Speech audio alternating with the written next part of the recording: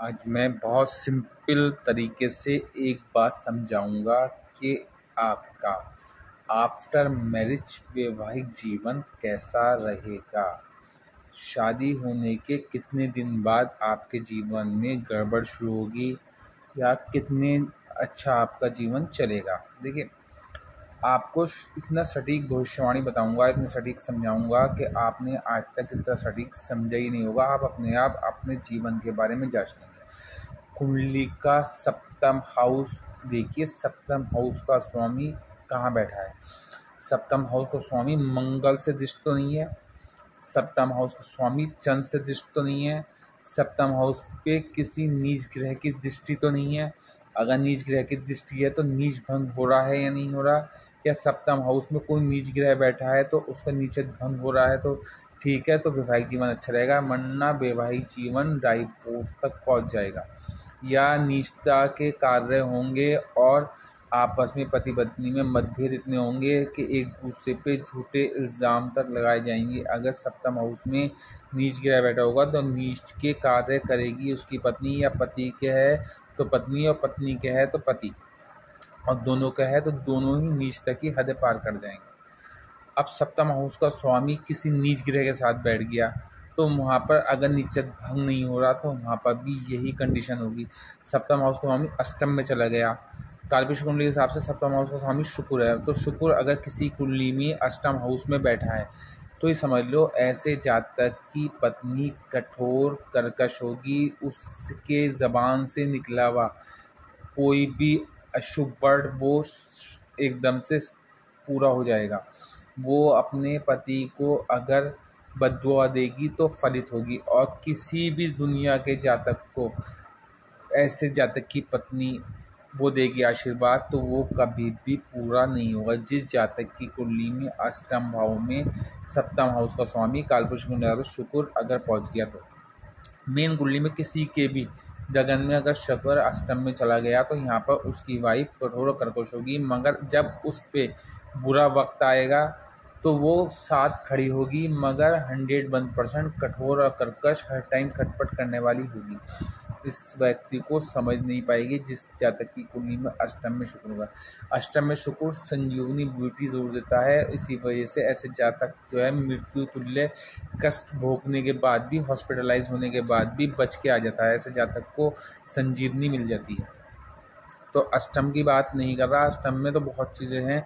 अष्टम का शुक्र बहुत ज़्यादा बेनिफिट भी देता है, क्योंकि सारे ग्रहों में सबसे अच्छा फल अष्टम में शुक्र ही देता है।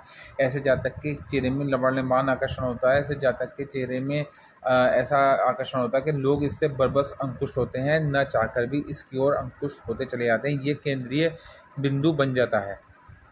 तो अष्टम में आपको गड़ा हुआ धन भी प्राप्त होता है। अष्टम वाला व्यक्ति जिसके अष्टम में शुक्र होगा और अच्छे नक्षत्र में, मित्र के नक्षत्र में शुक्र बैठा होगा, मान लो अपने नक्षत्र में बैठे भरणी नक्षत्र में, तो यहाँ पर फिर वो अच्छा ज्योतिष भी बनेगा, अच्छा सलाहकार भी बनेगा। और ऐसे जातक को सप्तम दृष्टि से जो है वो सेकंड हाउस को देखेगा तो उसके पास धन भी होगा, मगर सेकंड हाउस में कोई मेलेफिक प्लैनेट शत्रु ना बैठा हो शुक्र का। मतलब सप्तम की बात कर रहे हैं ना, सब सप्तम हाउस के। अब फिलहाल सप्तम हाउस पे देखिए वैवाहिक जीवन जो डिस्टर्ब होता, क्यों डिस्टर्ब होता, अगर सप्तम हाउस का स्वामी खराब अवस्था में हो, या सप्तम हाउस में कोई खराब प्लैनेट आके बैठ जाए, या सप्तम हाउस पे किसी नीच ग्रह की दृष्टि पड़ रही हो जो आपकी कुंडली का योग कारक प्लैनेट ना हो। आपकी कुंडली का योग कारक प्लैनेट है और अगर वो मान लो मेलेफिक प्लैनेट भी है, मेलेफिक प्लैनेट का सप्तम हाउस को देखना वैवाहिक जीवन को डिस्टर्ब करता है, मगर आपकी कुंडली का योग कारक प्लैनेट है। जब योग कारक प्लैनेट होगा तो वो डेंड नहीं देगा। भाई आपके लगन का मित्र, मान लो फॉर एग्जाम्पल बुध है, कन्या लगन है आपकी या मिथुन लगन है, तो आपका मित्र हुआ शनि, आपका मित्र हुआ राहु। तो अब राहु अगर कहीं से भी आपके सप्तम हाउस को देख रहा है सप्तम दृष्टि से मान लो, तो यहाँ पर आपके वैवाहिक जीवन को डिस्टर्ब इतना नहीं करेगा, क्योंकि वहाँ पर जो है प्राइम मिनिस्टर जो है बुध है और प्राइम मिनिस्टर का मित्र राहु है। जब राहु मित्र है तो वो अपने मित्र को इतनी पेन नहीं देगा कि वो जो है उसकी दृष्टियों में अमृत की जगह विष घुल जाए। तो इसीलिए यहाँ पर वैवाहिक जीवन सुदृढ़ ही रहेगा, बुरा नहीं होने का। हाँ, अगर यहाँ पर राहु कहीं नीच अवस्था में बैठ के दृष्टि डाले तो फिर वो बुध भी उसको इतना प्रोटेक्ट नहीं कर पाएगा, तो यहाँ पर डिस्टर्बेंस होगा। मान लो शनि है, शनि बुध का मित्र है, अब वो कहीं से सप्तम दृष्टि मतलब लगन में बैठा है शनि, वहाँ से सप्तम दृष्टि डाल रहा है उसको वैवाहिक जीवन के घर पे। अब वैवाहिक जीवन डिस्टर्ब नहीं होगा, अगर बुध का मित्र है तो बुध वहाँ पर उसको प्रोटेक्ट करेगा। मगर यहाँ पर नीच का शनि है, तो शनि मंगल के मेष राशि में कालपुरुष कुंडली के हिसाब से नीच का हो गया, मगर आदि कुंडली के हिसाब से बुध में बैठा है, मगर यहाँ पर नीच का हो गया। तो जब वो डालेगा तो यहाँ पर बुध भी प्रोटेक्ट नहीं कर पाएगा और उसका वैवाहिक जीवन 101% डिस्टर्ब होगा। मान लो सप्तम हाउस में बुध की राशि आ रही है, वहाँ पर आन के राहु बैठ जाए। अब राहु और बुध की तात्कालिक मित्रता देखें, अगर तात्कालिक मित्रता में मित्रता है तो यहाँ पर राहु जो है उसके वैवाहिक जीवन को डिस्टर्ब नहीं करेगा, बिल्कुल भी डिस्टर्ब नहीं करेगा। हाँ, अगर यहाँ पर तात्कालिक मित्रता नहीं है और यहाँ पर मंगल का घर है, सप्तम हाउस में मंगल राशि आ रही है और यहाँ पर आके राहु बैठेगा, तो वैवाहिक जीवन को उठा के पटक देगा। और यहाँ पर गुरु की राशि हुई तो वैवाहिक जीवन को डिस्टर्बेंस इतना होगा, ऐसे जातक की पत्नी कठोर, कर्कश और मतलब कहना चाहिए बहुत बुरा व्यवहार करने वाली होगी।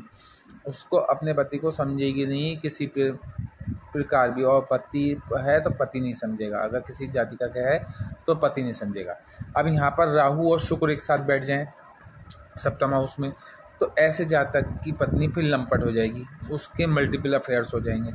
मगर अगर पति है, पति के है कुंडली में, तो उस पति के मल्टीपल अफेयर्स हो जाएंगे, वो अपने उसके शुक्र में ऐसी तेज़ी हो जाएगी, वो एक के बाद दूसरा, दूसरे के बाद तीसरा, हर खूबसूरती में मरता चला जाएगा, एक जगह आन के नहीं टिकेगा। तो ऐसे जातक का विवाह जीवन भी डिस्टर्ब होना तय है। तो शुक्र का सप्तम में होना भी अच्छा नहीं है, गुरु का सप्तम में होना भी अच्छा नहीं है। गुरु में सप्तम में होगा तो ऐसे जातक को कंफर्ट हो जाएगा, तो वो चाहेगा मैं पत्नी के पास से नहीं जाऊँ, तो वो अपने काम वाम को छोड़ देगा, काम वाम में उसकी दिलचस्पी नहीं होगी। तो फिर जब पैसा नहीं होगा तो पत्नी फिर उसको सम्मान नहीं देगी। तो ये चीज़ें आप बिल्कुल नोट कर लें। अब यहाँ पर मान लो कहीं से नीच ग्रह की दृष्टि पड़ रही है, अगर उस नीच ग्रह का नीचत भंग नहीं हो रहा तो यहाँ पर वैवाहिक जीवन को डिस्टर्बेंस इतना कर देगा, वैवाहिक जीवन टूट जाएगा। मगर ये कब टूटेगा? आपने देखा भाई किसी के जीवन में जो है वो खराब ग्रहों की दृष्टि है मगर अभी सही चल रहा है जीवन, जब इस ग्रह की दशा या अंतर्दशा या प्रत्यंतर दशा आएगी तभी उसका डिस्टर्बेंस ज़्यादा होगा। देखिए मान लीजिए मंगल सप्तम हाउस में है, वहाँ पर आन के राहु बैठ जाए, तो जब राहु की दशा आएगी और मंगल की अंतर्दशा आएगी तो वैवाहिक जीवन बहुत ज़्यादा इफेक्टेड होगा और टूटने की कगार पर पहुँच जाएगा। उसमें सबसे बड़ी बात बताऊं, बड़े भाई बहनों का हाथ होगा। अगर किसी स्त्री है, मतलब किसी लड़के की कुंडली है और उसकी बहन मतलब लड़की उसकी बीवी की नंद जो है